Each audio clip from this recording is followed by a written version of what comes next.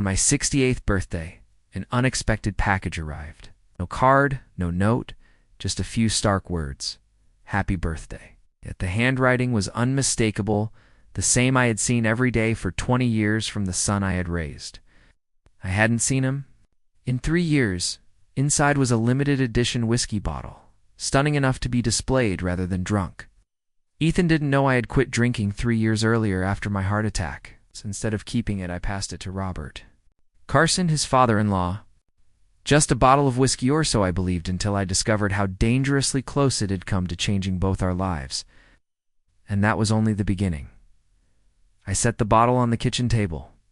Morning sunlight filtered through the blinds, streaking the room in stripes of golden shadow.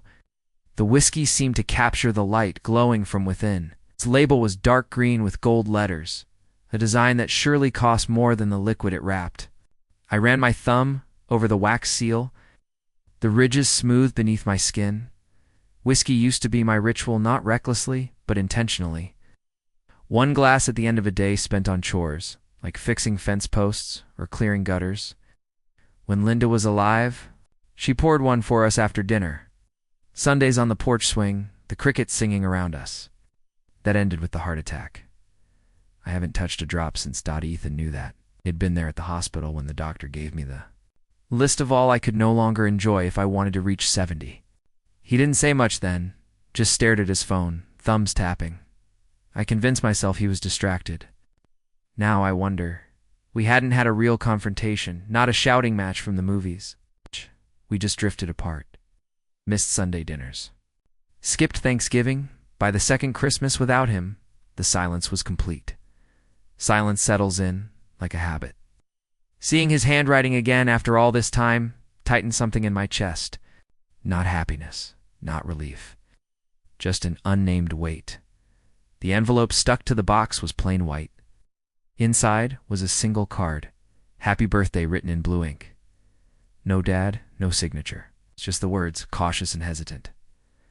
I didn't open the bottle. I didn't even think about it. I pushed it to the side and sipped my cold coffee. The clock above the stove ticked, making the emptiness of the house feel heavier. Robert Carson's face came to mind. He's the sort of man who never shows up empty-handed, who always carries tools in his truck. 2 summers ago, after a storm ripped half the shingles from my roof, he was on a ladder by 8 a.m., hammer in hand, before I had my coffee. He doesn't wait to be asked. If anyone deserved a gift, it was him, since I couldn't drink it, letting it sit on my shelf felt wrong. Robert would share it, give it purpose, make a story of it by mid-afternoon. The bottle was strapped in the passenger seat of my old Chevy. Maybe it was a habit, but the idea of it rolling around unnerved me. The late October sun cast a golden glow. The fields along County Road 6 turned brown, soybeans cut to stubble. Smoke from a distant burn drifted in the air. Robert's house stood on a rise at the edge of town. A white clapboard home with a wraparound. Porch that could grace a postcard. Gravel crunched under my tires as I pulled in. Before I could knock, he opened the door, wearing a red flannel shirt, jeans streaked with sawdust. His eyes went straight to the bottle. "Frank, what's this?" he asked. "From Ethan," I said, handing it over. His eyebrows rose. "Ethan sent this." "Yes, thought you might enjoy it more than I would." He turned it carefully, reading the label. "This is something special," he said. "The kind you save for a night worth remembering." "That's the idea," I replied. He smiled. "I think I will. Thank you." It felt good to see it reach someone who appreciated it. Driving home, the bottle lingered in my mind. Ethan never splurged without reason. When he was younger, he'd borrow money for gas and never pay me back. So why now? Gift I couldn't even use. I tried to dismiss it. Not everything needs a reason, I told myself. But I didn't believe it. That evening, I roasted a pot of beef, filling the house with the smell of onions and carrots, a meal meant to be shared, though I ate alone. The clock edged toward 9. While washing the last dish, the phone rang, a rare occurrence these days. "Hello, Dad," Ethan's voice said. Smooth, casual. "Happy birthday," he added a beat late. "You got my gift?" I did. "What do you think?" Tried it yet? His tone sharpened slightly. No. Passed it to Robert. He'd use it more. Silence followed.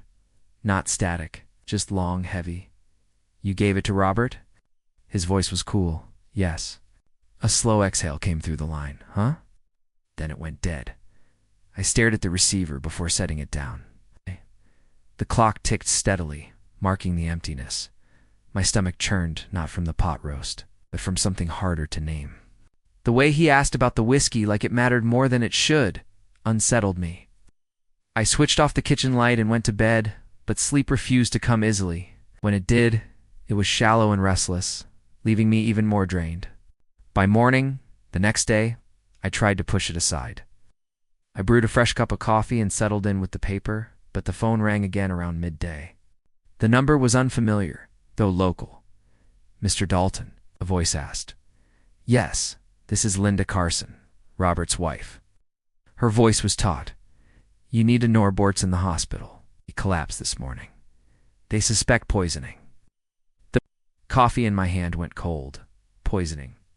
He was fine last night, she added. Had a drink with dinner and now he can barely stand. The doctors are running tests. I stayed silent, eyes drifting to the empty spot on the counter where the whiskey had been less than a day ago. Did he eat anything unusual? She asked. My throat went dry. No, but I gave him a bottle yesterday. Whiskey from Ethan. There was a pause. Hospital sounds filtered through the line beeps, a cart squeaking down a hallway. I'll tell the doctors, she said finally. If you think of anything else, call me. Promised and hung up. Standing in the quiet kitchen. October. Light had gone pale, flat. I lingered before finally moving to the trash can. Psst. Something white caught my eye at the bottom. A small plastic vial, like a vitamin container. No label, faint powder clinging inside. I didn't remember tossing it. I picked it up. The cap was tight. From the fridge, I retrieved a mason jar with half a cup of whiskey left over from pouring Robert a taste before I gave him the bottle. My hands trembled as I set it on the counter beside the vial. Gary, my old army buddy, now running a small veterinary lab on the edge of town. He owed me a favor from years ago when I pulled his truck out of a ditch. I called Gary, I need you, to test something. Quietly. What is it, whiskey? And maybe something else. No questions asked. He told me to come by after closing. That evening I drove to his lab, the jar wrapped in paper on the seat next to me. Gary met me in the lot, lab coat over a sweatshirt. Faint disinfectant scent in the air. This might be a mistake, he said. Just test it, I said. He nodded, took the bag, and vanished inside. I sat in the truck, engine running, watching the light fade. Thoughts looped over the last 24 hours, the handwriting, the bottle, Ethan's voice. When I told him I'd passed it to Robert, that heavy pause. My stomach knotted, Gary called. The next afternoon. Frank, you won't like this. There's something in the whiskey white snake root. In the right dose, it can stop a man's heart. I closed my eyes, phone heavy in my hand. You said Robert drank it? Yes, you didn't. No, he didn't. A slow exhale. Then you might have just dodged a bullet. That was where the first part ended. Not with answers, but with questions that would lead me down paths I hadn't imagined. I knew then that Ethan had sent more than a gift. He'd sent a warning. I used to think the worst sound was a phone ringing in the middle of the night. Turns out, it's the ring when you already know the news will be bad. After Gary's call, the house seemed to hold its breath. It didn't linger. I grabbed my jacket, keys, and headed straight for St. Luke's. The drive was bright but cold. Late morning sun, offering no warmth. I parked in the far corner out of habit, hand pressed to my ribs, as if to steady the turmoil inside. Hospitals smell the same everywhere, sterile, with burnt coffee underneath. A volunteer guided me to Robert's room. He looked diminished, pale as the pillow beneath him. Monitors hummed in time with his slow, stubborn heartbeat. Linda sat in a plastic chair, posture rigid, hands clasped as if holding the air in her chest. Frank, she said, rising. Thank you for coming. How is he? They're trying to stabilize his heart rhythm. They found signs of a plant toxin. More tests are running. I moved closer. Robert's mouth opened slightly with each breath, his hair usually combed. Back, fell over his forehead, making him look both younger and fragile. Blood isn't the only measure of closeness. I was family by the hammer and smiles he gave me when I needed help. Did he eat or drink anything unusual last night? I asked. Just one glass with dinner, Linda replied. He said it was the nicest whiskey he'd ever tasted and saved the rest for something special. My jaw clenched. Tell the doctors exactly that. Unopened, new bottle. I can provide. A sample from the same bottle. She reached out, then gripped the rail instead. Frank, what is this? She whispered. I know what I said, I replied half-truth. But I needed it recorded. The doctor arrived, calm and measured, explaining rhythms, enzymes, and observation. He didn't claim knowledge he didn't have. When he left, I promised. Linda, I'd call with any updates. She nodded, but the weight wasn't there. Her hands remained clenched. Outside, the automatic doors let in air too sharp for October. I sat in the truck, key halfway turned, staring at my reflection. I looked like a man already broken in parts. White snake root, I murmured aloud, testing the words. Harsh, deliberate. The drive home felt endless. Streets, mailboxes, dogs, men raking leaves, normalcy passing unnoticed. I went straight to the fridge, retrieving the mason jar hidden behind the milk. Tilted to the light, the whiskey sloshed harmlessly against the glass. Danger often wears a friendly mask. I checked the trash. The vial I'd thrown away was gone. Nothing else had. Changed, the door locked, windows latched, no spare keys anywhere. Still, someone had been here.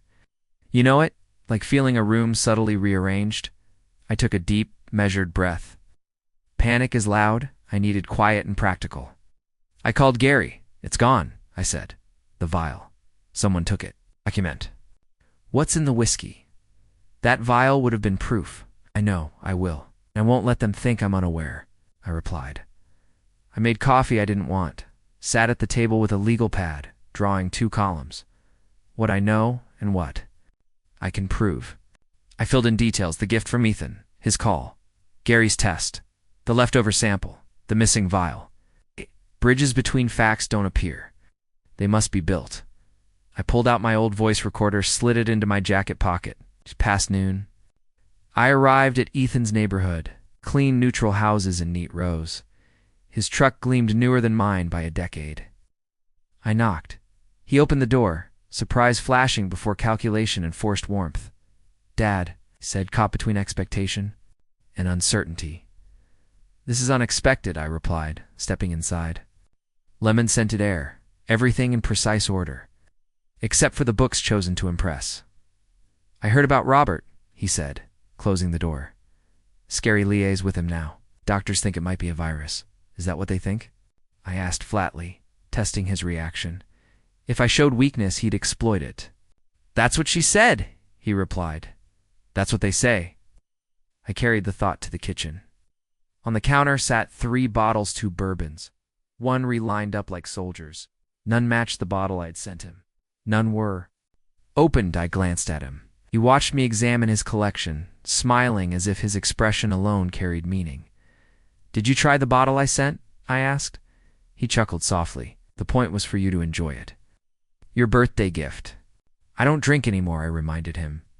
People change, he said with a shrug. That made me feel irrelevant. I stepped closer, brushing a finger along the rim of an empty glass by the sink. Idly, Robert liked it, I said. What? His favorite was the single malt from the middle shelf. He blinked once, slow and deliberate.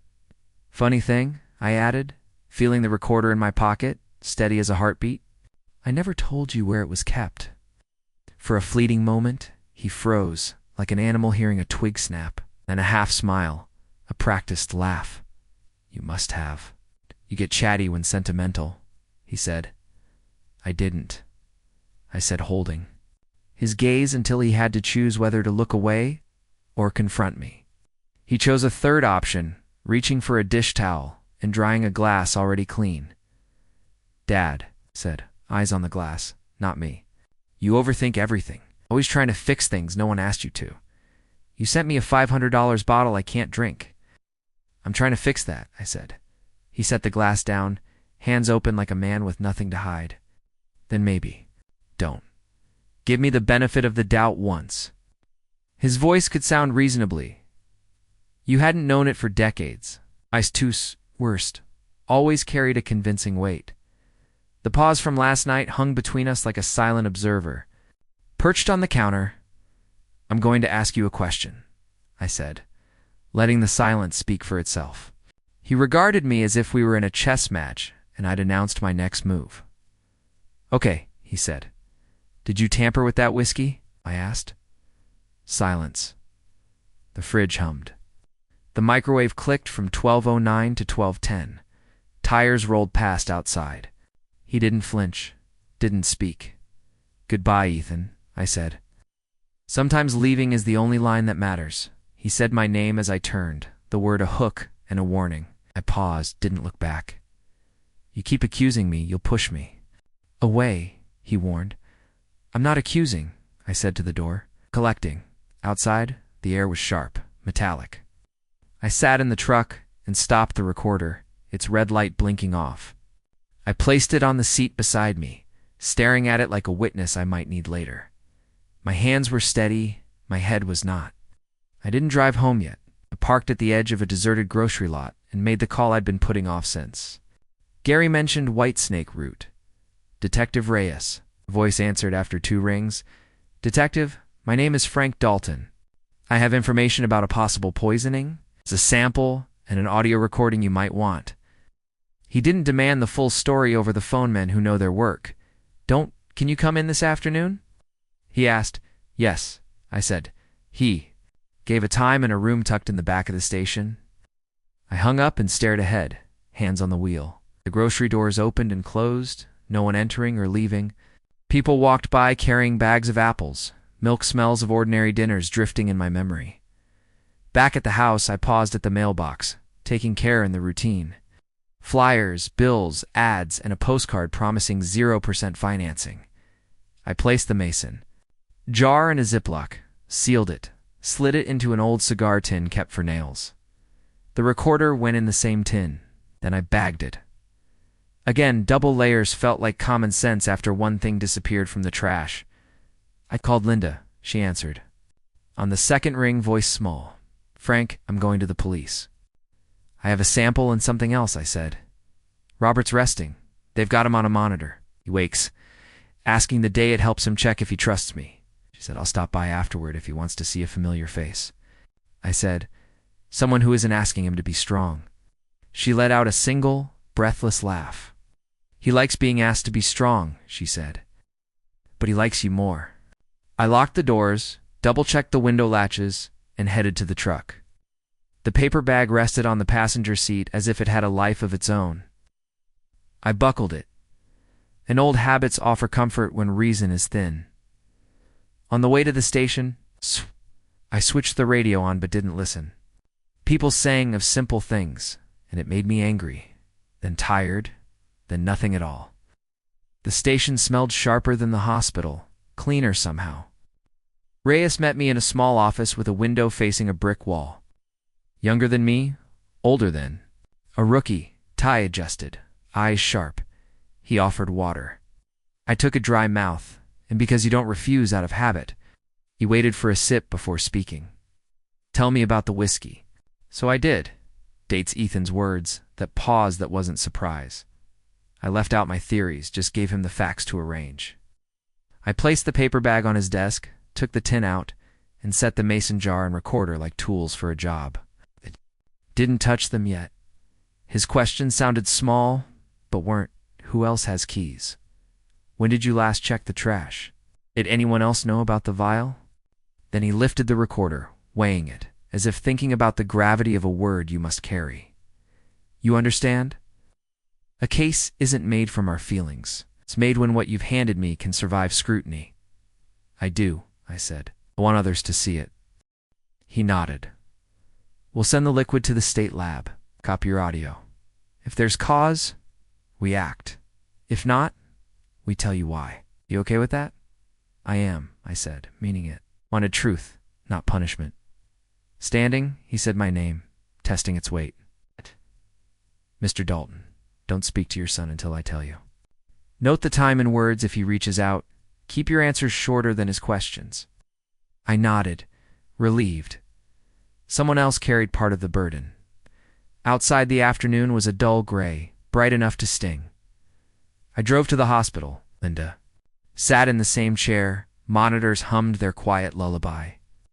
Robert looked more like himself, skin-colored, mouth less tense. I touched the rail and his eyes opened. "You look like hell," he whispered. "You should see yourself," I said. He half smiled, left side only. "The way men do when smiling takes effort." "I hear you're making friends with the police," he said. "Just making sure they're on our side," I said. He nodded once and drifted off again. I lingered, listening. To his heartbeat, the machine keeping him honest. Linda whispered things only they would share. I stepped out, called Gary to thank him for moving faster than expected. He reminded me, "That's what friends are for." I promised to watch my back at home. The house was, as I left it, quiet like a guest that refuses to leave.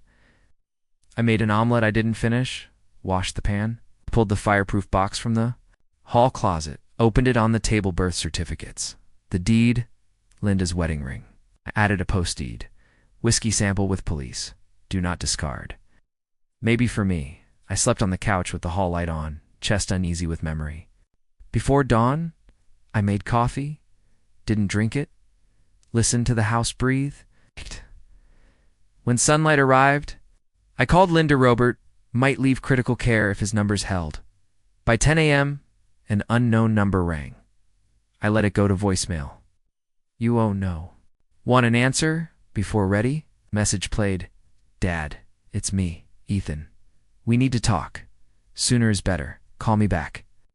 I wrote down the time, the words, and placed the note in the fireproof box. Fear was present but no longer hidden. It belonged to the truth. I knew this wasn't something a father and son could fix at a table. A bottle was more than a gift. A hospital, more than a place. It would get worse before better. I would face it one room, one call, one breath at a time. Silence didn't sit. Still it paced, tapped, counted. Detective Reyes told me not to call. Ethan, I didn't. I logged the voicemail time like a license plate to remember. Morning. I followed Reyes's instructions, yet the house felt observed. I left the phone in the hall, walked rooms with hands behind my back. Men like me don't sit if they can stand. October light was thin. White sheets over the sun, checked. Doors and locks fine. Normal, but normal isn't safe. Second pot of coffee undrunk. Fireproof box open, deed, insurance forms, ring, index card with Ethan's message. Another card added. Detective Reyes, 2:30 p.m. underlined twice. A day's worth of steadiness before leaving. One last circuit of the house. Deadbolt aligned with strike plate. Slight scuff where key rubbed, nothing forced, just a subtle mark. Only known to me, someone had been in. In the junk drawer, thread and tape. I laid the thread across the doorframe, secured with Tepa Corporal's trick for noting a visitor without confrontation. Truck ready, house looked empty and harmless. I backed out, leaving it behind like a sleeping animal, carrying St. Luke's. In my bones to Reyes's office, he had a small window, big desk, files stacked like they grew in the dark. Stood to shake my hand, offered a chair. Knew what to do with a clean fact. Thanks for coming, Mr. Dalton, and for the samples. Sent them to the state lab. Gary's results match. We're taking it seriously. Serious has levels, I said. Right now it means corroboration. Hospital panel, your audio chain of custody. I want your timeline in your words package. Receipt, giving to Carson's son's call, missing vial. I told it straight. We checked times and dates. No interruptions. Trash bag disturbed? Yes, wrong side up. I didn't move it. Forced entry. No. Others with keys, none recently. Wife had hers. Son had one when younger. Last seen in his hands. After my heart attack, 5 years ago, he collected a few things for me, slippers, sweatpants. Charger, he had keys then. I didn't ask for them back. Reyes nodded. If entry wasn't forced, it explains the missing vial. Did anyone else know about the vial? Just Gary. I'll have him document the conversation with you to show we aren't making this up later. He closed the pad with a soft snap. Mr. Dalton, I'll be blunt. don't meet your son. If he invites you somewhere, let me know. If he shows up, call us. I don't think he's looking for a conversation. I thought of Ethan's voice on the voicemail, wound tight like a cable under a hot engine. Hey, I'll follow your instructions exactly. He slid a card across the desk. My cell. If something feels wrong, call. I'd rather be wrong twice than too late once. I appreciate that, I said, standing. He nodded back. Exiting the building smelled of toner and wax. I paused on the stairs, 2 flights down, too breathing out of exertion, but to confirm. The ground beneath me hadn't changed since I entered. Linda called as I pulled into the hospital garage. I picked up on the second ring. Frank, he's better, she said, voice trembling. Gosh, they're moving him from critical to step down. He keeps apologizing every time he wakes, like he's ruined someone's party. It'll be a party. When he's home, I said. I found Robert propped up, color returning, eyes clearer. When I reached out, he grabbed my forearm in that old working man handshake, anchoring past the wrist. You look worse today, he said. Linda laughed softly into her tissue. I brought my worst for a visit, I said, pulling a chair close. I'll bring my better tomorrow. Linda excused herself to speak with a nurse. When the curtain swished closed, Robert leaned in, voice low. Frank, between us. He glanced at the door, then back. You think Ethan did this? I think that bottle wasn't a gift. He studied my face as if learning a new language. You'll handle it all right, said. I'll be lawful, steady, I said. That's not what I asked. I let the silence answer for me. I'll manage it. He squeezed my forearm briefly, a quiet permission to feel without ceremony. The curtain opened. Linda returned, accompanied by a younger woman, mid-30s, hair in a practical ponytail, sharp but tired eyes. Recognition struck I'd seen her in photos on Ethan and Leah's mantle. My daughter-in-law, I thought. We'd spoken twice since the wedding, politely, like distant neighbors. Frank, I'm glad you're here, she said. I stood. How? Are you holding up? She glanced at Robert, scared, angry, mostly scared. Her voice softened. We need to talk. Linda stroked Robert's hand and left us, understanding when privacy is needed. Leah gestured to the small family lounge. Coffee machine, plastic-tasting coffee, stiff chairs. Neither of us sat. I don't know what you know, she began. Ethan has been different for a long time. Distant, secretive. He keeps jars in the garage with dried plants, says it's a hobby. Joined online groups about herbal extraction. I didn't think it connected to anything like this. Whitesnake. Root. Have you heard that name? I asked. Her eyes flicked recognition, fear, or both. Yes, I saw it in his search history. Thought he was reading, that's all. Detective Reyes will want to speak with you if you're willing. She nodded quickly. I already called. Left a message. Good, I said. Relief and grief mingled. Like cousins? Leah, if you have anything, screenshots, messages, photos of the jars, keep them. Let the detective follow the thread. She looked at me hard. Why would he do this to you? I could have listed reasons: money, withheld love, unmet expectations. Instead, I said the truth I knew. If he can't own the story, he'll destroy it. She flinched at the words. This morning he asked if I'd heard from you. Wanted to know if you liked the bottle. What did you tell him? That I gave it to my father. The sentence hung between us, shifting shape. Thank you. I said, I'm sorry, she said, and I knew she meant everything. We returned to Robert's room, talking gently about weather, football, and the cafeteria's idea of chicken noodle soup. I left when the nurse came to check monitors, promising to bring magazines though they didn't matter. On the way home, I stopped at the hardware store.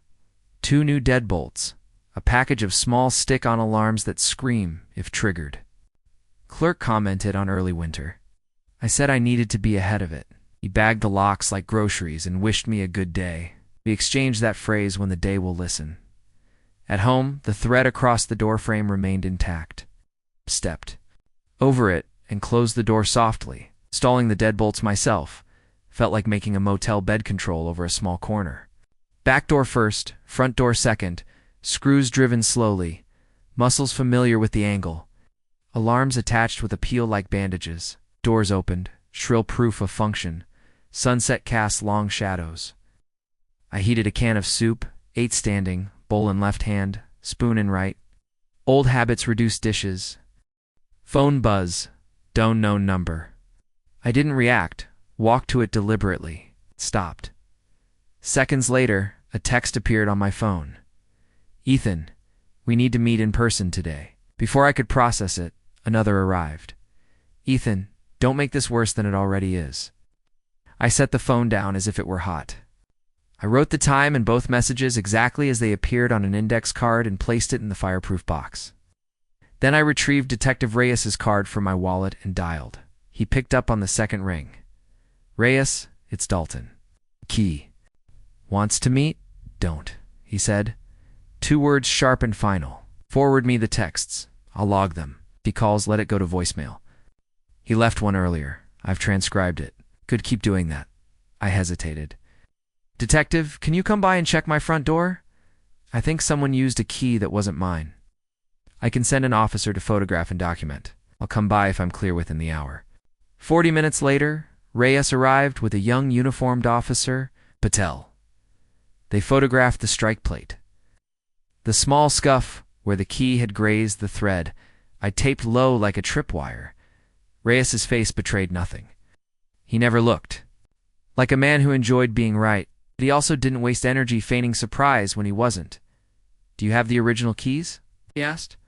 I went to the hall closet and pulled down the small tin where we'd stored extras 20 years ago. Inside were 2 brass keys, neatly labeled front and back in my wife's hand. And a third key, unmarked, slightly off-center, sitting awkwardly in the tin. My stomach turned cold. This wasn't ours. We never labeled it, I said. We label everything. Reyes had Patel bag the keys. Try to lift prints, he said.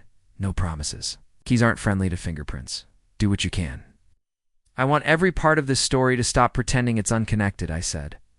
When they left, the house felt different, not safer, not less watched, just observed. When the official world steps into your private one, the ground shifts and rights itself at a new angle. I sat at the kitchen table, holding an empty coffee mug with both hands. The porch swing creaked. No wind. I listened for footsteps that weren't there. I set the phone to Do Not Disturb and placed it face down. As a boy, I thought adulthood meant no one could tell me what to do. Now I know it means learning whose voice matters. Around 9, a car idled outside. I got up and walked. To the window, headlights swept the porch, then moved on. I stayed until the sound faded. Perhaps it was a lost delivery driver. Perhaps something testing my reflexes. I didn't sleep. On the couch, hall light on, boots by the door, I lay ready. Just before dawn, the phone buzzed silently. Voicemail. I played it quietly. Dad, you're making a mess of this, Ethan said, quieter than before, as if the walls might hear. You went to the cops. Not smart. We could have handled this. You're not thinking straight. He hung up. I wrote it down. We could have handled this. Loaded words. Handled what? At 8 sharp, Reyes called. State lab came back preliminary. Independent confirmation of white snake root in your sample, enough to formally open a case and request hospital records for Mr. Carson. We're moving. I exhaled a breath I hadn't realized I'd been holding since Gary mentioned snake root. Tell me what you need. Keep documenting. Do not engage. Lock your doors. I'll be in touch for a recorded statement. If your son contacts you, save everything. If he shows up, call 911. I mean it. I know, I said. Good, he said. We'll do our jobs. I showered, shaved, put on a clean shirt. Appearance matters when the day demands steadiness. I made breakfast, 8 deliberately each. Bite a choice made correctly. I drove to the hospital carrying magazines under my arm. Home repair, gardening tips that would never thrive in Missouri clay. Robert was awake enough to pretend interest in an article about chainsaw safety. Both knew he humored me. Kindness in pretense. Halfway through, Leah entered, phone in hand, looking like someone who hadn't slept in a proper bed. Reyes Cold-Eye needed to bring Ethan's old laptop, kept from before the marriage. "Bring it," I said. "Let the law carry what it's made to carry," she nodded. "He texted me," she said, eyes down, asked if you were playing hero. "Said if anything happens, it's on you." I forwarded it to Reyes. "Good," I said. A heat rose in my chest. Not old fear, but awareness of the difference between threat and warning. Do not respond. Not a word. The outside light carried the honesty of midday. It drove home the long way, not from fear, but to put distance between me and what came next. The thread across the door remained intact. I stepped over it and closed the door behind me. I sat with a pen and yellow pad, writing, "What does he want?" 2 columns followed. Money and control. Under money, last winter, $20,000 refused. Under control, bottle placement, missing vial calls. Control outweighed money. Money is reason. Control is habit. Habits last. At noon, the door alarm shrieked. I was halfway out of my chair, phone in hand, before my mind could protest. Chirp again, proof it worked. I moved aside, peered a finger through the curtain. A delivery truck. The driver left a padded envelope, glanced at the alarm, shrugged, and left. Door closed. Alarm silent. Inside the envelope, no return address. A single sheet of printer paper. A photo of my porch from across the street, taken in the last 12 hours. Porch swings still, light over the door glowing, no person visible. I walked the photo to the fireproof box, added it, and called Reyes. He answered first ring. I described everything. "Do not discard that," he said. "I'll send someone." "Get tired of hearing from me," I said. "I'd prefer that to the alternative," he replied, and hung up. I watched the street like one watches a wild thing. The porch swing moved once. No wind. Houses always lie about stillness, if you look closely. By late afternoon, police had the photo and my statement. They took the envelope too, Reyes texted. "Preservation requests for camera footage on your block. Filed." Practical, precise words laying tracks. Evening came like a slow-closing door. I ate last night's soup on the back steps, October air sharp in my lungs. Yard dark, swing still, distant dog barking at unseen things. Inside, hall light on. Phone buzzed again. "Ethan, you think they'll keep you safe from what you started?" Call me, I did not. Copied it word for word, added to the box, and closed it. Placed it back on the top shelf, where weight isn't tripped over in the dark. Listened to the house the woods settling refrigerator whine, clock ticking without concern for time. Thought of the first time Ethan said Dad, and the last, full dark on the couch. Hand on chest, felt heartbeat slow, steady, professional. Long ago, a doctor said I'd know when I was in trouble. Tonight, it felt like the most honest thing. I owned. I don't know if I slept, or if the night simply chose mercy. At 6:12 a.m., the phone rang. "First ring, Mr. Dalton," Reyes said. "State lab confirmed. We're filing for a warrant." I pictured the porch swing, the white thread across the threshold, the photo from across the street, and the bottle catching morning light like shame in glass. "Where do you need me?" I asked. "Right where you are," he said. "Do not open the door unless the person proves they are here to help." The line went quiet. The house listened. I stood in the little world I'd built inside my walls, waiting for the day to step over the threshold. They say the unexpected knock is the one you remember. But this time, I was ready. I had been since Reyes confirmed the lab results. Still, when the rap came sharp, deliberate, my chest tightened. Not fear, but awareness that the line we'd been walking in the dark was about to be traced in bright official ink. It was. Just after 8 a.m., thin gold light barely touched the ground, before slipping away. I opened the door to see Reyes with 2 uniforms, Patel and a younger officer whose belt still looked oversized. They were dressed for work that meant leaving paper behind. "Morning, Mr. Dalton," Reyes said, holding a folded document in a clear sleeve. Judge signed it at 7:43. We have authority to search your son's home and seize anything relevant to the case. He didn't need to explain. This was the moment everything could shift. Do you need me there? I asked. No, he said. That's not a request. It's an order. Don't want you in his line of sight today. We'll handle the search. If we find what we expect, we'll act accordingly. Cop language 4. Your life may not look the same by dinner. Patel glanced past me toward the hallway. Any changes overnight? No alarms triggered? Reyes nodded briefly. Good. Keep them set. I'll have a tech install a proper camera system before the weekends. They left in a convoy, a black sedan, and a marked cruiser rolling down the street like punctuation heading toward an unfinished sentence. I stayed in the doorway until they turned the corner, then closed the door, staring at the thread along. The bottom of the frame, still as if daring someone to touch it. The hours afterward stretched long. I tried reading. The words felt foreign, like strangers waiting at a bus stop. I made coffee but didn't drink. Around 11, I drove slowly to the edge of town, stopping at Veterans Memorial Park, benches facing a fountain dry since last summer. Traffic noise from Main Street was faint, letting the air settle. I'd been there once with Ethan when he was 10, feeding ducks. He asked about the names on the plaques. I told him they were for people who had completed their work. If that meant they'd finished the mission, I said yes. He never asked what the mission was. Sometimes I think that's the part I should have explained. By 1, I was back home at the kitchen table, phone face up. I wasn't expecting a call-a-thon. Didn't call when cornered. He preferred showing up unannounced, controlling the conversation. That worried Reyes. At 1:17, my phone buzzed, a text from Laya. They're here. I'm in the bedroom, door closed. I can hear them in the garage. Stay put, don't interfere. You're safe with them there. No reply. I pictured her on the beds, edge hands clasped, listening to boots on concrete.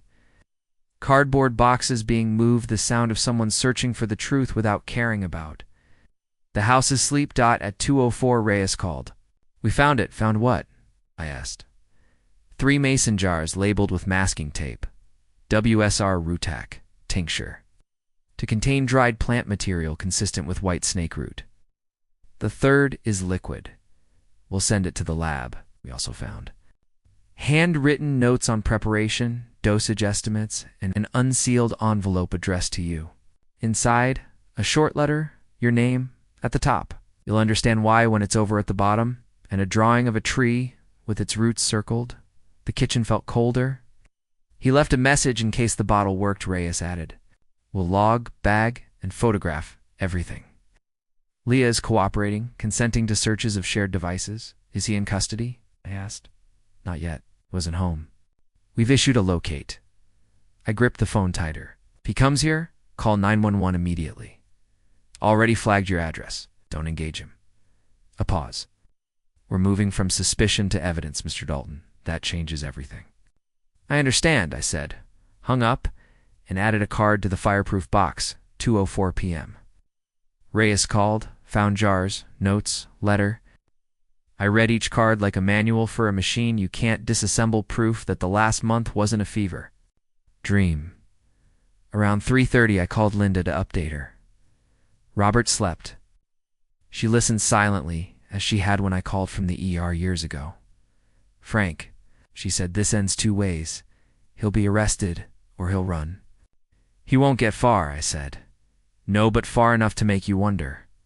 At 4:12, the door alarm shrieked. I was in the hallway in 3 steps, phone in hand. The front door was closed. The thread across the frame untouched. The sound came from the back. I moved slowly, not from fear, but to see everything. Through the kitchen window, the screen door swung once, twice, then still. No one visible. I stepped closer and found a folded sheet of paper wedged between handle and frame. Disarmed the alarm, pulled the paper free. 1 sentence, thick black. Marker. Stop letting them in, or I will. No signature, no envelope. I photographed it, slipped it into a plastic sleeve, and called Reyes. He said an officer would arrive within 15 minutes. Patel came in 10, photographed the note in hand, the door hinges, and yard. See anyone? I asked. No movement. It could have been dropped and run. He left with the note, promising to log it immediately. That evening, I didn't sit on the couch. I placed a chair in the living room corner, seeing both doors. The house smelled faintly metallic from the new locks. Lights on not to see out, but to be seen from outside. At 9:45, my phone lit up. Unknown number. I let it ring to voicemail. A minute later, I listened. Dad, it's me. They're making a mistake. Those things they found aren't what they think. You know me better than that. A pause. Call me, please. The voice was calm, controlled, almost coaxing. It's the kind you'd use to persuade someone to accept something they didn't want. I didn't call back. I wrote it down verbatim. Morning brought a sharp frost. Grass tipped with white, air-tasting metallic. At 8:12, Reyes texted, "We have him. Brought in without incident." I'll update. Stared until the words solidified into fact. I drove to the station just before noon. The waiting area was small, 2 plastic chairs against one wall. A humming vending machine in the corner. Reyes emerged. "He isn't talking," he said. "Ask for a lawyer immediately." "That's fine. We have enough to hold him." Digital evidence from the liars is substantial. Emails about route preparation. Perfect timing. Search history on toxicity for adults over 60. What happens now? Charges to the prosecutor. Attempted murder. Possession of a controlled toxic substance. Evidence tampering. It will move fast. I nodded, hands in my pockets. Rhea studied me. "You holding up?" "I'm standing." "That's enough." Outside, the sky had that dull Peter hue that suggests snow, even if the forecast denies it. I drove aimlessly past the old mill, shuttered hardware store, diner still smelling of 20-year-old grease. I ended up at the hospital. Robert was awake, watching a muted game show.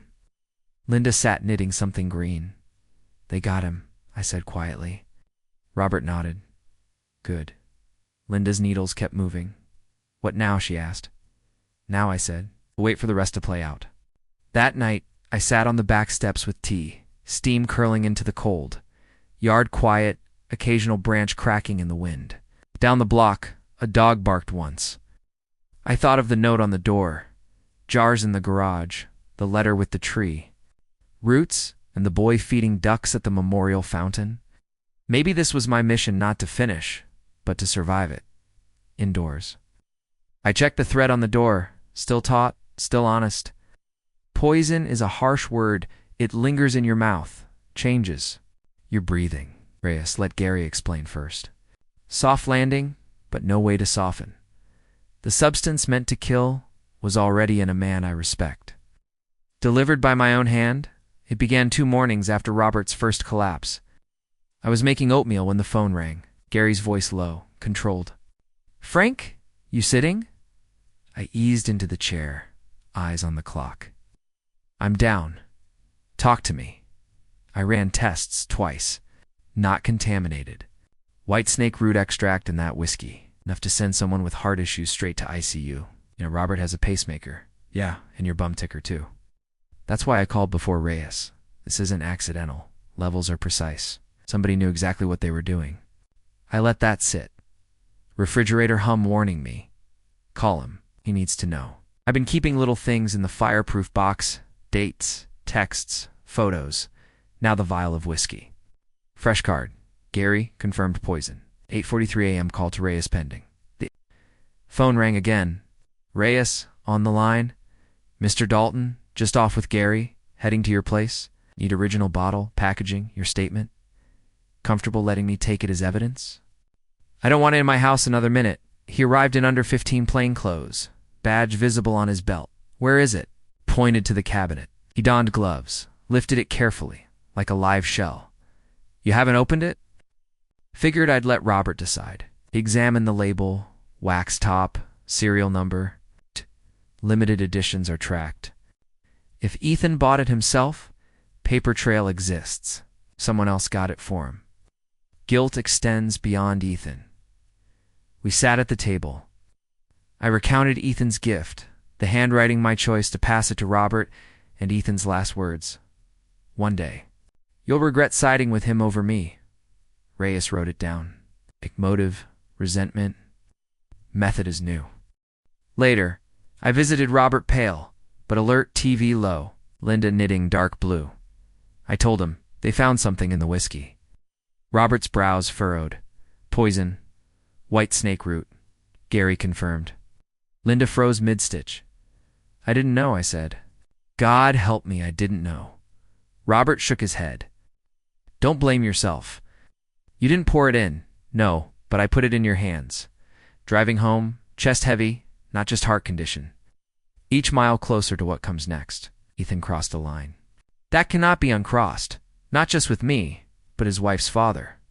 At a red light, knuckles white, I thought of his tiny newborn hand gripping mine, and the hand that wrote cold words on the package. Next day, Gary called. White snake root isn't common. Agricultural controls. Somebody grew it or sourced it. Extracted, reduced, blended, careful work. Testing meant practice. Practice meant intent. That evening, Reyes updated.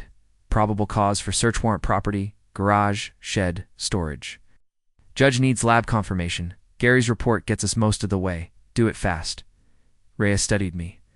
When this moves, it will get ugly. Ready. Ugly is already here. That night, house too quiet. Checked locks. Thread across inside frame. Motion sensor light. Habit from service days. Always know if someone's been where they shouldn't. I sat at the kitchen table. Fireproof box open. Reading cards like chapters.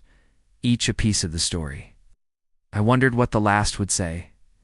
Just after midnight, a soft clink woke me. Living room? Through frosted glass? Shadow moving down steps? Street empty when I opened the door. At my feet, a small square box in brown paper. No ribbon, no note. A Tate. Step back. Wait for officer. Patel arrived, inspected, whistled. Feels like another bottle. Could be something else. Taken without opening next day, Reyes confirmed. Empty decanter, folded note inside. Next time. Suddenly, case wasn't just evidence, it was about time. Much did we have before? He tried again. Morning after, judge signed the warrant. We're serving it tomorrow. Stay put, not my first rodeo. Maybe not his last if careless. Day dragged. Busy work hinge. Porch screws avoiding the street. Around 5, Linda called. Robert's coming home tomorrow. Stable. Good news barely. Lifted me, awareness sharpened. By nightfall, new card for box. Warrant signed. Search tomorrow. I sat by front window watching last light drain, lamppost flicker, dog bark twice, then silence. Thought of Gary's word. Precise. Someone had chosen to destroy, not build. Sleep minimal. Sounds louder, shadows nearer. First light, coffee poured but untouched. Phone rang at 7:43. Reyes. We're rolling. Part 5 ended not with answers, but with that sharp breath before. Seeing your child in handcuffs can't be prepared for. Silence, truth climbing out of dark corners, that's what you brace for. By 8:15. 2 blocks from Ethan's house, I watched from my old Ford's cracked windshield as black and whites.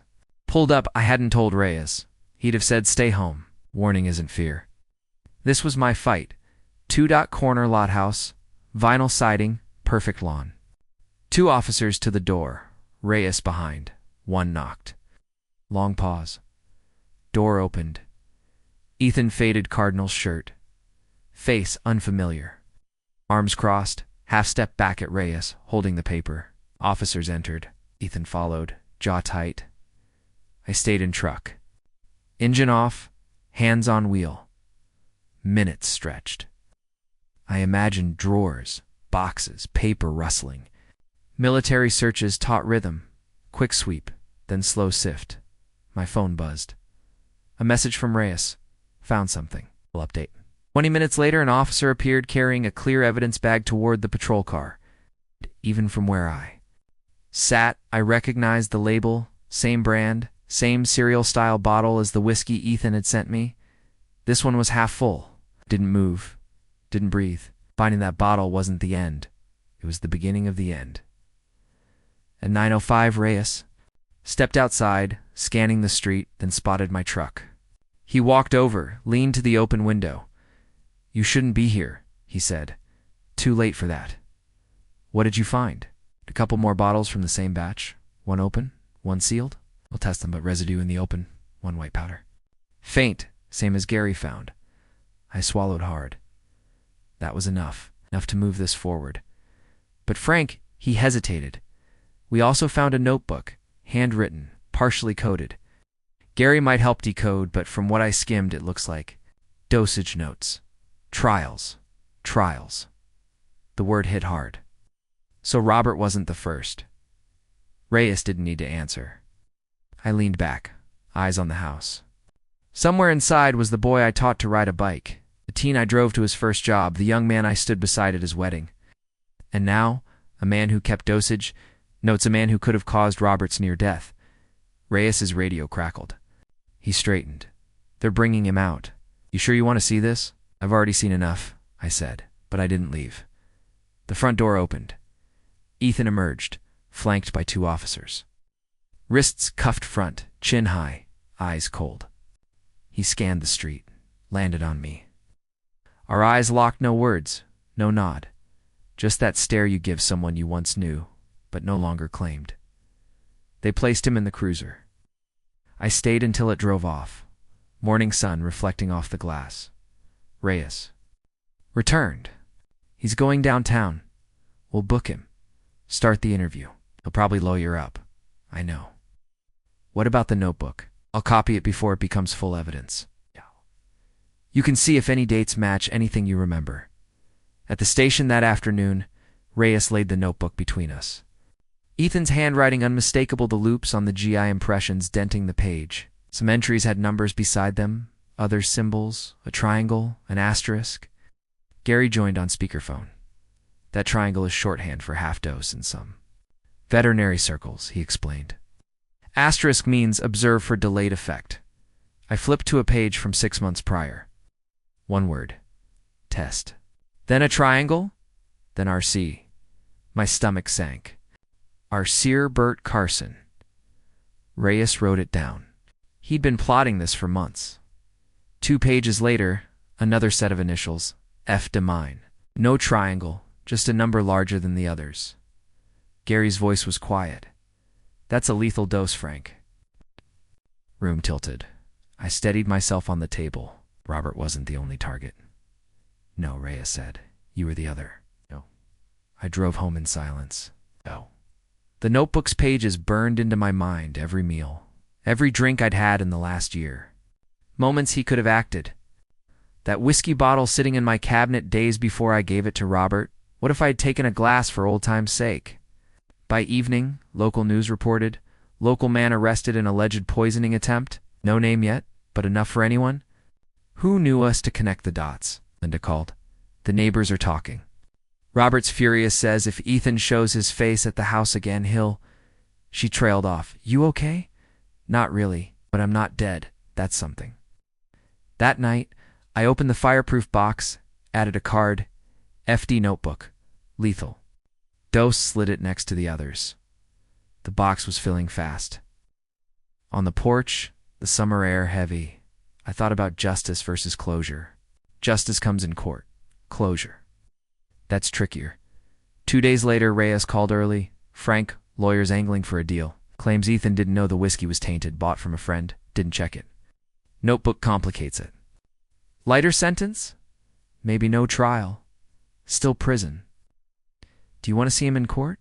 I looked at the street where Ethan had learned to ride his bike, weighed my answer. They say every man has a line he won't cross.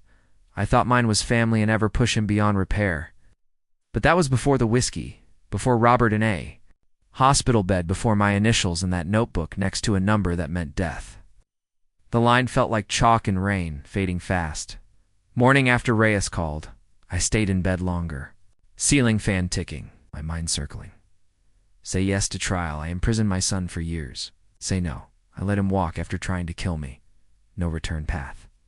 By 9 o'clock, I was at the station. Reyes leaned over a pile of papers. Across sat Ethan's lawyer. Wiry, silver-haired expression, like he'd already won. Ethan was held elsewhere. Reyes waved me in. "Frank, this is Mr. Caldwell." Handshake, dry and measured. "Mr. Dalton, we can resolve this without the unpleasantness of a trial." "You "Mean for Ethan?" I asked. Caldwell's smile didn't falter. "He'll admit mishandling the bottle carelessness, not malice. Reduced charges, no attempted murder. Some jail time, but minimal. The notebook. Fictional scribbles." I looked at Reyes. No words, jaw tight. I leaned back. "Do you know what it's like to read your initials next to a lethal dose, Mr. Caldwell? Written by the boy you taught to fish, drove to his first baseball tryout?" Caldwell's gaze dropped. "We're avoiding public spectacle." Let's silence. Stretch, wall clock ticking louder. "Finally, I'll think about it." I walked out. In the hall, Reyes caught me. "You don't have to decide today. But for trial, we have enough, DA, ready to file full charges." "Your call. What would you do?" "Sigh, I don't have skin in your game. If it were me, I'd ensure the next person he gives a drink to survives."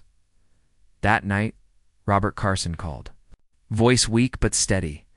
"Frank, I heard about the deal."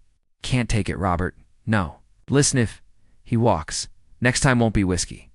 Could be you, could be someone else." I closed my eyes. Truth in his voice rough. Solid. Next morning, I drove to Gary's workshop. Oil smell, tinkering with outboard motor. "You look like a man deciding whether to pull a trigger," he said. "Something like that?" We sat on buckets. I told him about the plea deal. He wiped hands. "You already know your choice. You just want me to confirm it." A man who keeps dosage notes isn't careless. He's committed. Go easy now. You might as well hand him the pen and paper for the next list. That afternoon, I drove past Ethan's house. Blinds down, driveway empty, garage memory, teenage Ethan. With grease on hands, granite engine turning over. Thought he could build something lasting. No. I wondered if it was the first sign he could dismantle things. At home, I opened the fireproof box. Cards laid out Robert's name, lab results, FD page. Like a bad poker hand. Imagined locking them away, pretending they didn't matter. But they did more than anything. Decision clicked. I called Reyes. "Tell the DA I'll testify. Full charges." He didn't say, "Good man," just understood. That was enough. 3 days later, hearing set. Pretrial motions, evidence lists, witness prep. Caldwell objected to half. Judge overruled most. Ethan entered courtroom, scanned room, found me. Eyes didn't soften, sharpened like I'd rebuilt. His list courtroom felt like a minefield. Every word, every glance could explode. Truth alone wasn't enough. Caldwell smiled like he knew where I'd step and how hard I'd fall. Evidentiary hearing day, benches half full, air heavy. Behind Reyes and Da, hands folded, pretending not to sweat. Ethan in county orange, wrists cuffed. Looked away then. Briefly at me, corners of mouth twitching cold. Not smile, I reminded myself. Robert's hospital bed, lab report, notebook. Judge called to order. Reyes took stand, professional, walking court through bottles, receipt, testing, confirmation of poison. Caldwell objected. Twice judge, overruled. Then my turn. Microphone close, hearing my own breathing. DA started. Name, age, residence, relation to defendant. Yes, Ethan is my son. And it felt odd in the open air, as if it belonged to someone else's life.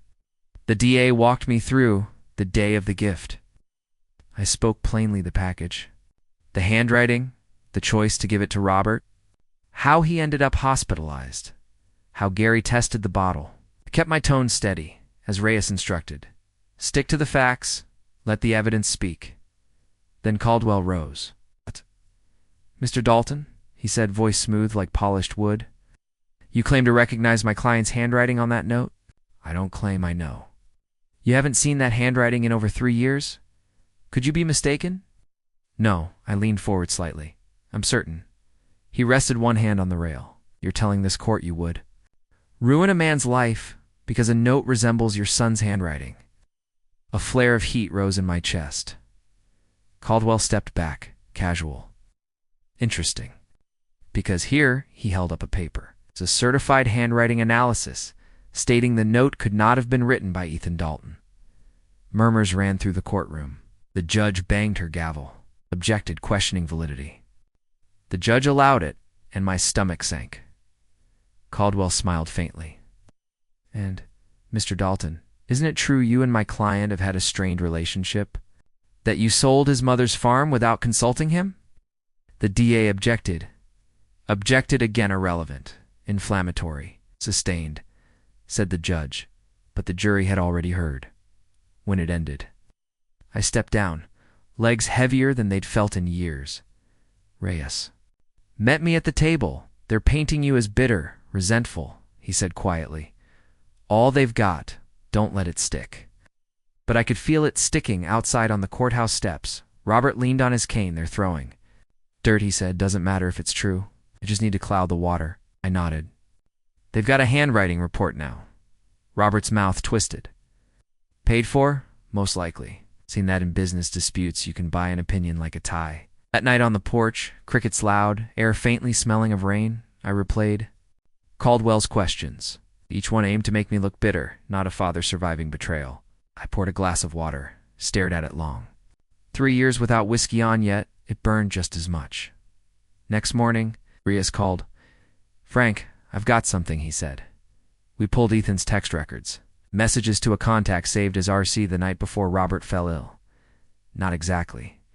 Traced the number. It's a burner phone from 2 towns over. But the texts read like instructions, dosage timing.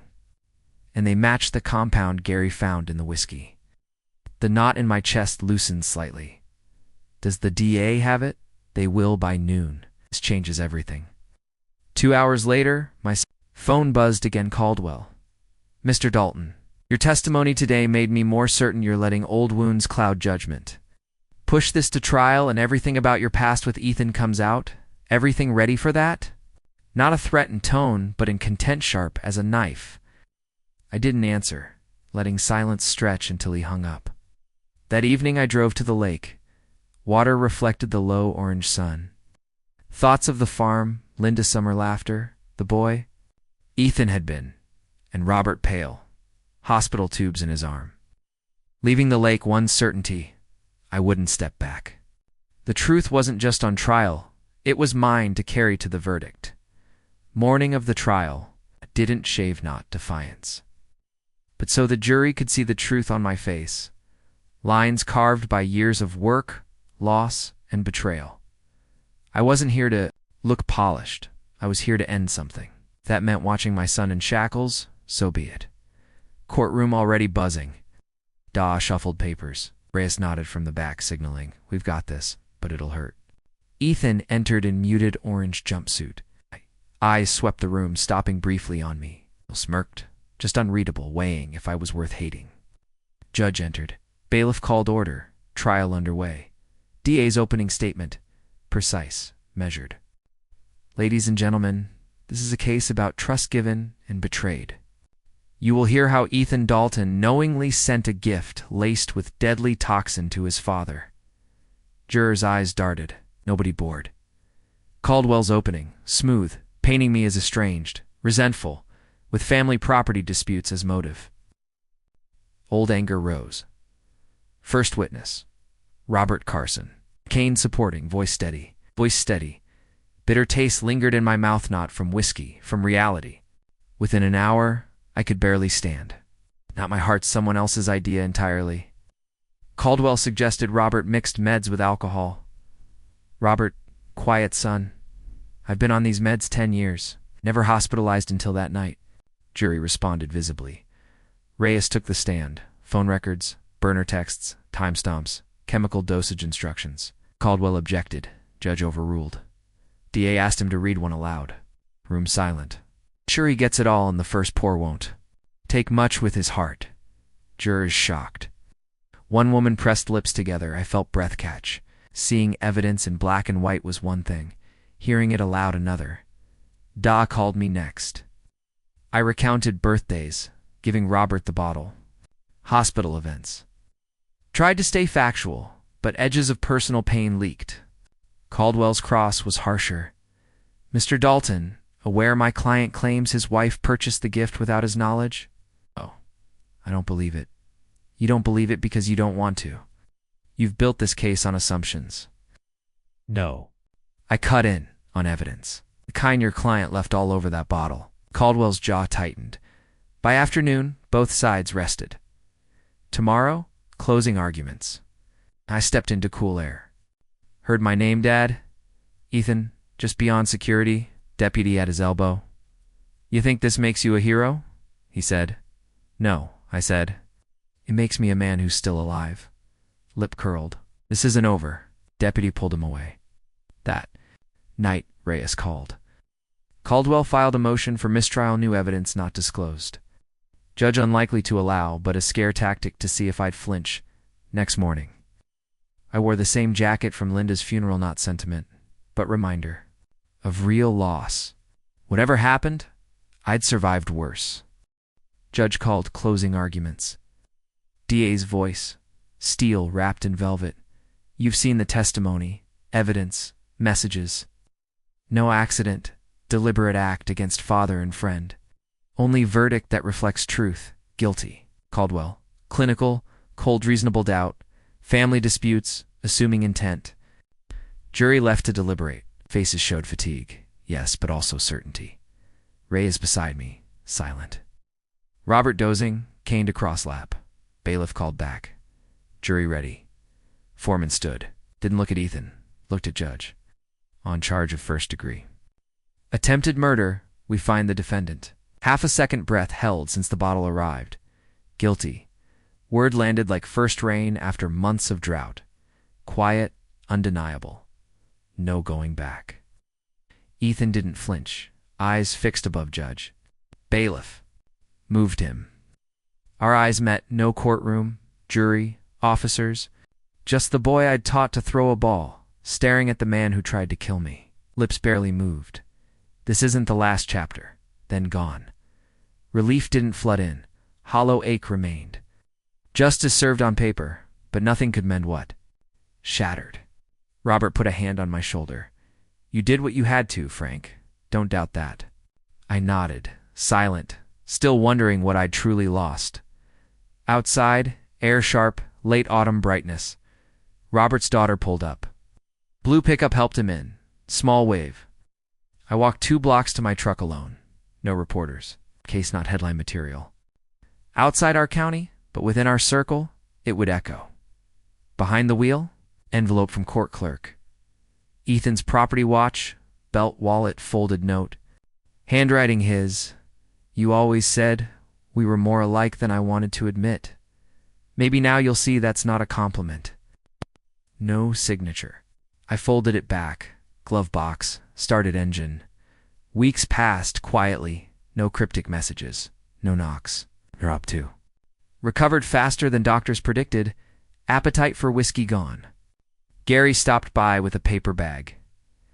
Inside, tested whiskey vial. Thought you might want to keep it. Not a trophy, a reminder. I placed it beside the glass Robert drank from that night, almost innocent, but I knew better. 2 months later, Reyes stopped by from a fishing trip, leaning on my porch rail. Sunglasses low, they found the poison source. Not Ethan's idea, at least not originally. His wife's cousin, landscaping, knows how to extract whitesnake root, thought he. Was helping Ethan, but Ethan decided to send it. Doesn't change the facts. Betrayal has roots, sometimes deeper than blood. That winter, I fixed the porch swing, the one from the morning the package arrived. Chain silent, board solid. One cold afternoon, black coffee in hand, sun behind, bare trees. On the table, glass, vial. Manila envelope labeled, "Do not open." Inside, photos of Ethan as a boy, court documents, the note. One day, maybe I'd decide, keep it or burn it. For now, sealed, people think revenge ends when the gavel falls, guilty led away. Truth, revenge is surface. Beneath, years you can't reclaim, conversations never had, family dinners with empty chairs, cold plates. Justice gave safety, not peace. Peace isn't given, it's built. One quiet afternoon, one choice not to look back. I raise my coffee cup to the empty yard, two endings, and whatever comes after.